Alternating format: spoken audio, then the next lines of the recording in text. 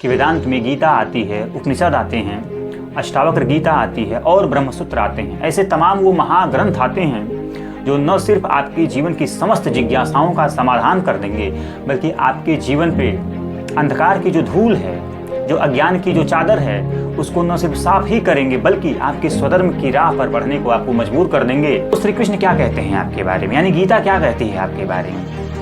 गीता कहती है कि आप शरीर नहीं हो बल्कि आत्मा हो, और आत्मा आप तब हो जब शरीर के साथ आसक्ति रखना, शरीर केंद्रित जीवन जीना छोड़ देते हो, तब आत्मा हो। यानी कि प्रकृति के वशीभूत होकर के ही आप सिर्फ जिंदगी नहीं जीते, बल्कि सत्य को केंद्र में रख करके आप जिंदगी जीते हैं। स्वधर्म वो जो आपके अधूरेपन को भर दे, पूरा कर दे। स्वधर्म वो जो अहम नहीं, आत्मा केंद्रित हो। स्वधर्म वो जो स्वार्थ नहीं, परमार्थ पर केंद्रित हो। स्वधर्म वो जो शरीर से नहीं, सत्य से आसक्त हो। जिसके केंद्र में सच्चाई नहीं होती, जिसके केंद्र में आत्मिकता नहीं होती, जिसके केंद्र में आत्मज्ञान नहीं होता, तो वही आपके लिए परधर्म बन जाता है। और परधर्म पर जीना ही आपकी जिंदगी का सबसे बड़ा अभिशाप बन जाता है। हमारा दुर्भाग्य ये होता है कि हम पूरी जिंदगी परधर्म पर ही जीते हैं। आज एक व्यूअर्स ने बहुत ही महत्वपूर्ण प्रश्न पूछा है। उनका प्रश्न यह है कि हमारे जीवन का स्वधर्म क्या है और इस पर हम कैसे चलें। तो जिन्होंने भी ये प्रश्न भेजा है वो ये जानना चाहते हैं कि जीवन का स्वधर्म क्या है, यानी कि लाइफ का पर्पज क्या है, जीवन का उद्देश्य क्या है। क्योंकि बिना जीवन के उद्देश्य को समझे, जीवन के स्वधर्म को समझे, आप उस दिशा में नहीं बढ़ेंगे जिस दिशा में आपको एक्चुअल में जाना है। तो इस बात को समझने के लिए आपको थोड़ी सी एक कल्पना का सहारा लेना पड़ेगा, या फिर यूँ कहिए कि एक ऐसे अनुभव का सहारा लेना पड़ेगा जो आपका निजी होगा। और निसंदेह ये ज़िंदगी में आपके कभी न कभी आपका ये अनुभव रहा ही होगा कि कई बार आप ये उद्देश्य बनाते हैं कि आज आप कुछ और करेंगे, लेकिन करते कुछ और हैं। यानी कि आप चाहते कुछ और हैं और करते कुछ और हैं। उद्देश्य आपका कुछ और होता है, लेकिन आप करते उसके ठीक विपरीत हैं। जैसे मान लीजिए कि आपने उद्देश्य बनाया कि आज आपको पूरे दिन इस दुनिया की जो भाग दौड़ है, जो माथापच्ची है, उससे आप थोड़ा सा खुद को अलग करके सहजता के साथ, शांति के साथ और आनंद के साथ पूरे दिन को व्यतीत करेंगे। ये आपने एक उद्देश्य बनाया, लेकिन थोड़ी ही देर में पाते हैं आप, इसकी वजह चाहे जो भी हो, आप थोड़ी देर में ये पाते हैं कि आप खुद को किसी ऐसे काम में या फिर किसी ऐसी दिशा में पाते हैं जो आपके उस दिन के उद्देश्य के ठीक विपरीत होता है। जैसे मान लीजिए आपने ये चाहा था कि आज आप पूरी समग्रता के साथ, पूरी संपूर्णता के साथ पूरे दिन का आनंद उठाएंगे, यानी कि आप खुद पर ध्यान देंगे, खुद के मन पर ध्यान देंगे, खुद के जीवन पर ध्यान देंगे। लेकिन थोड़े ही देर के बाद आप एक ऐसी दिशा में, एक ऐसे काम की तरफ बढ़ जाते हैं जो उस आनंद को, उस शांति और सहजता से बिल्कुल विपरीत होता है। वह मन में एक तरह से हलचल पैदा करने वाला होता है, एक तरह से मन की हालात को व्यथित और व्यग्रता से भर देने वाला होता है। अब मैं ये नहीं कह रहा हूँ कि क्या ये उचित था या अनुचित था, मैं तो सिर्फ उदाहरण दे रहा हूँ कि आपने एक उद्देश्य बनाया था अपने एक दिन के लिए, और कैसे आप उस उद्देश्य से विमुख होकर के उसके विपरीत चले गए।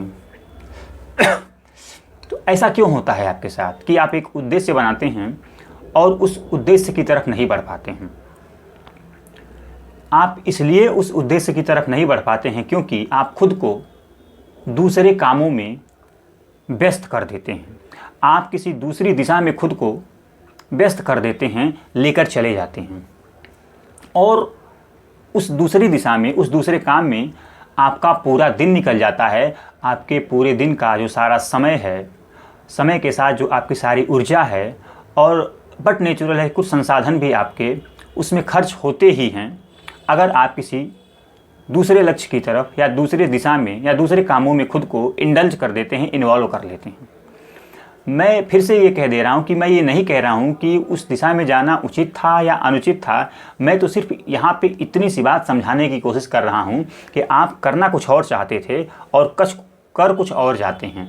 आप चाहते थे सहजता के साथ, शांति के साथ, आनंद के साथ पूरे दिन को व्यतीत करना, लेकिन आप व्यतीत न करके फिर से उसी तेज़ रफ्तार से भागती ज़िंदगी में, भाग दौड़ में, माथापच्ची में एक बार फिर से जाने को विवश हो जाते हैं। इसके पीछे कारण चाहे कुछ भी रहा हो, और जब आप उस काम में इन्वॉल्व होते हैं तो उसमें आपका समय, संसाधन और ऊर्जा भी कहीं न कहीं खर्च होती है। अब सवाल ये है, और थोड़ा सा इस बात को गहराई के साथ सोचने की ज़रूरत है हम सभी को, कि क्या यही दुर्घटना, जो दुर्घटना हमारे एक दिन के साथ होती है कि हम लक्ष्य कुछ और बनाते हैं और करते कुछ और हैं, यही दुर्घटना हूबहू हमारी पूरी ज़िंदगी भर हमारी ज़िंदगी के साथ नहीं हो जाती? दोस्तों, आप ताजुब करेंगे और आपको जानकर ये निराशा ही होगी कि हम सबके लगभग सभी लोगों की ज़िंदगी में ऐसी ही दुर्घटना हो जाती है। दोस्तों, हम अपनी ज़िंदगी में बने होते हैं कुछ और करने के लिए, लेकिन करने निकल जाते हैं कुछ और। बने होते हैं किसी और दिशा में जाने के लिए, लेकिन चले जाते हैं एक ऐसी दिशा में जिधर को हमें जाना ही नहीं होता है। यानी कि हमारे जीवन का उद्देश्य कुछ और होता है और हम निकल एक ऐसी दिशा में जाते हैं जिससे जीवन का कोई ताल्लुकात नहीं होता, जीवन का कोई प्रत्यक्ष संबंध नहीं होता। अब सवाल ये है कि ऐसा क्यों होता है?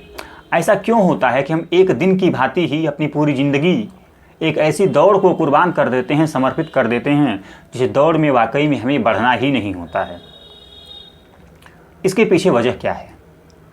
इसके पीछे जहाँ तक वजह की बात है तो उसके बारे में हमारे महापुरुषों ने, हमारे ऋषियों ने, हमारे संतों ने, या हमारे देश के उन कर्मयोगियों ने जो बताया है वो यही है कि हमें स्वयं का कुछ पता नहीं होता। जी हाँ, हमें स्वयं का कुछ पता नहीं होता। हमें ज़िंदगी का मूल्य क्या है इसके बारे में बिल्कुल पता नहीं होता। हमें ये तो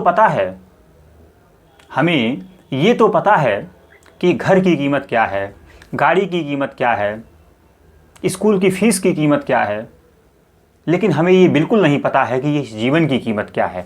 और क्योंकि हमें अपनी जीवन की कीमत का कोई आकलन नहीं है साफ, इसके बारे में हमने कभी कोई चर्चा नहीं की, इसके बारे में हम कभी कोई इत्मीनान के साथ समय निकाल करके सोचा नहीं कि आखिर जीवन की वास्तविक कीमत क्या हो सकती है।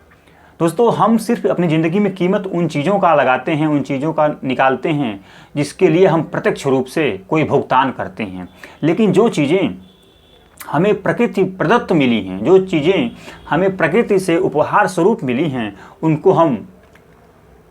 उनके बारे में हम ना तो कभी चिंता करते हैं, ना ही कभी उनकी कीमत का आकलन करते हैं। और यही वजह है कि हमारी पूरी ज़िंदगी एक ऐसे काम में व्यर्थ ही खर्च हो जाती है, बर्बाद हो जाती है, जिसके लिए हम वाकई में बने ही नहीं होते हैं। इसके मूल में सिर्फ और सिर्फ हमारा आत्म अज्ञान होता है, यानी कि आत्मज्ञान का अभाव होता है। हमें ये नहीं पता होता है कि हमारा स्वधर्म क्या है और हमारा परधर्म क्या है। जैसे कि दर्शक का प्रश्न ही था कि हमारे जीवन में हमारा स्वधर्म क्या होता है और उस स्वधर्म की राह पर हम चलें कैसे। तो हमें ये बिल्कुल नहीं पता है कि हमारा स्वधर्म क्या है, और स्वधर्म जानने से पहले ये जानना होता है कि वाकई में हम हैं कौन, हमारी पहचान क्या है। आप इन दोनों प्रश्नों का साफ उत्तर जान पाएं, उसके लिए आपको वेदांत का सहारा लेना पड़ेगा। क्योंकि बट नेचुरल है, हम भारत में रहते हैं, तो भारत के ऋषि मुनियों द्वारा, भारत के संतों द्वारा, भारत के महापुरुषों द्वारा जो भी उच्चतम से उच्चतम सीख, उच्चतम से उच्चतम जो शिक्षा दी जा सकती थी हमें, उन्होंने दिया है वेदांत के रूप में। इसीलिए हमें हमारी ज़िंदगी की सारी समस्याओं का जो समाधान है वो वेदांत देता है, और वेदांत ही हमें बताता है कि आप हैं कौन और आपका स्वधर्म क्या है। वेदांत के अंतर्गत आती है आपकी गीता, श्रीमद् भगवद गीता। वेदांत के ही अंतर्गत आती है आपकी अष्टावक्र गीता और वेदांत के ही अंतर्गत आते हैं आपके उपनिषद। ये सब ग्रंथ मिल करके सिर्फ और सिर्फ एक ही प्रश्न का उत्तर देते हैं, वो ये कि आप हैं कौन और आपका स्वधर्म क्या है। तो स्वधर्म के बारे में हम जान पाएँ उससे पहले आइए हम ये जान लेते हैं कि वेदांत यानी कि श्रीमद् भगवद गीता यानी कि श्री कृष्ण हमारे बारे में क्या कहते हैं। श्री कृष्ण हमारे बारे में कहते हैं कि आप प्रकृति नहीं हो बल्कि आत्मा हो। श्री कृष्ण कहते हैं कि आप अधूरे नहीं हो बल्कि पूरे हो।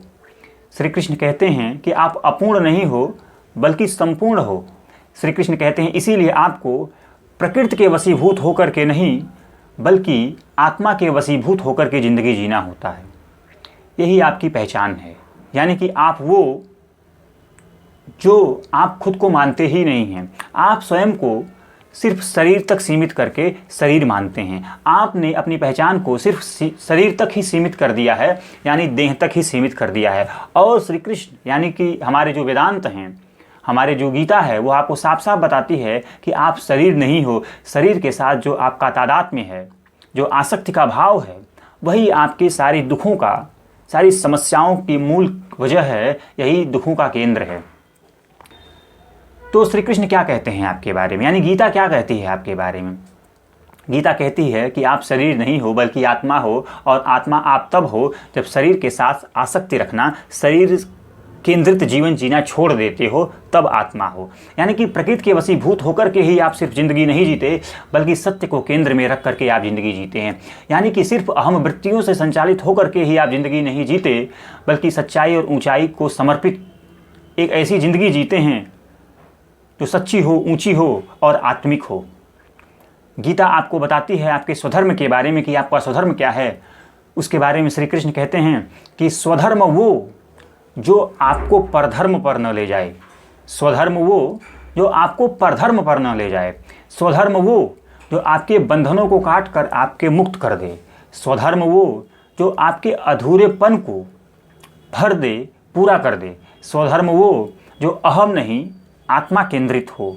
स्वधर्म वो जो स्वार्थ नहीं परमार्थ पर केंद्रित हो। स्वधर्म वो जो शरीर से नहीं सत्य से आसक्त हो। यानी कि कुल मिलाकर बात इतनी है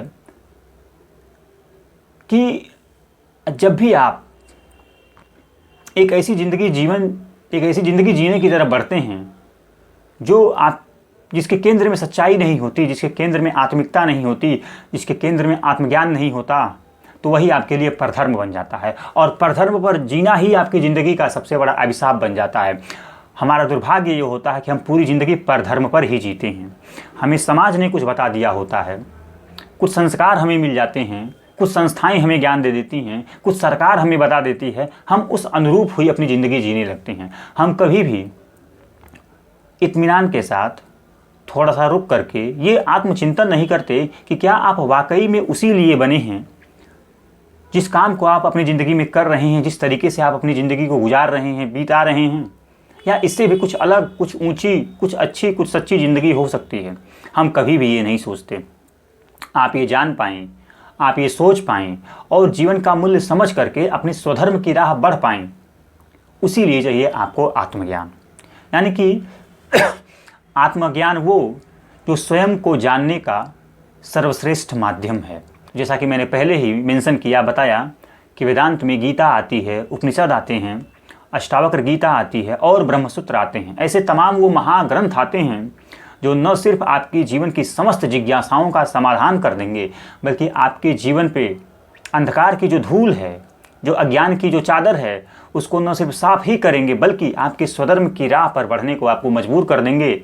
आपके मन में, मस्तिष्क में, हृदय में सच्चाई की राह पर बढ़ने की, सच्चाई की ऐसी प्यास पैदा करेंगे जिस प्यास को पाए बिना, जिस प्यास को बुझाए बिना आपकी जो ज़िंदगी की तड़फ है, जो मुमुक्षा है, जो प्यास है, वो कभी शांत नहीं होगी। इसीलिए हमारे लिए जो गीता है वह जीवन में इतनी महत्वपूर्ण हो जाती है, इतनी महत्वपूर्ण हो जाती है कि हमारा जीवन व्यर्थ ही न चला जाए, उस व्यर्थता से बचाने का काम करती है। आपके जीवन का केंद्र होना चाहिए कृष्ण को, आपके जीवन का केंद्र ही होना चाहिए श्रीमद् भगवद गीता को, आपकी जीवन का केंद्र ही होना चाहिए आत्मज्ञान को। जब आप आत्मज्ञान के केंद्र से यानी कि सच्चाई के केंद्र से, श्री कृष्ण के केंद्र से ज़िंदगी को जीना शुरू करते हैं, तब आप स्वधर्म की राह बढ़ते हैं, परधर्म को भूल जाते हैं। क्योंकि परधर्म ही आपकी ज़िंदगी का सबसे बड़ा वो दुश्मन है जो आपको बहुत तेज़ी के साथ निगलता जा रहा है, खाता जा रहा है, और आप अजगर के मुंह में समाये जा रहे हैं बिना किसी विरोध किए। आप परधर्म का विरोध कर सकें, उसके लिए आत्मबल चाहिए। आत्मबल चाहिए कि आपका जो परधर्म है उसका आप विरोध करके स्वधर्म की राह पर बढ़ सकें। आपके अंदर इतना आत्मबल होना चाहिए कि जो आपको समाज ने, संस्थाएं ने और संसार ने बता दिया है, आप उस दिशा में न बढ़ करके बल्कि सच्चे और शाश्वत जो आपका उद्देश्य है जीवन का, उसकी दिशा में बढ़ पाएँ। उसके लिए आपको आत्मबल चाहिए, और आत्मबल के लिए मैंने कहा कि आपको आत्मज्ञान चाहिए। क्योंकि आत्मज्ञान ही वो चिंगारी है जो आपकी ज़िंदगी में क्रांति की ज्वाला बनकर आपको जीवन में सच्चाई, ऊंचाई और आत्मज्ञान केंद्रित जीवन जीने की तरफ विवश करेगी, मजबूर करेगी। और यह व्यवस्था ज़रूरी है आपके लिए, यह जो आपकी मजबूरी है सत्य की तरफ बढ़ने के लिए, यही आपके जीवन को सफल बनाएगी, सार्थक बनाएगी। इसी उम्मीद के साथ कि आज का जो प्रश्न था दर्शक का कि जीवन का स्वधर्म क्या है, तो जीवन का स्वधर्म ही यही है कि प्रकृति के वशीभूत होकर के हम नहीं ज़िंदगी जिएंगे, बल्कि सत्य से वशीभूत होकर के, आत्मा से वशीभूत होकर के, कृष्ण के वशीभूत और गीता के वशीभूत होकर के हम ज़िंदगी जिएंगे। यही आपकी ज़िंदगी का उद्देश्य है, और इस उद्देश्य के अनुसार आप ज़िंदगी जी सकें, इसके लिए चाहिए आपको गीता, इसके लिए चाहिए आपको श्री कृष्ण।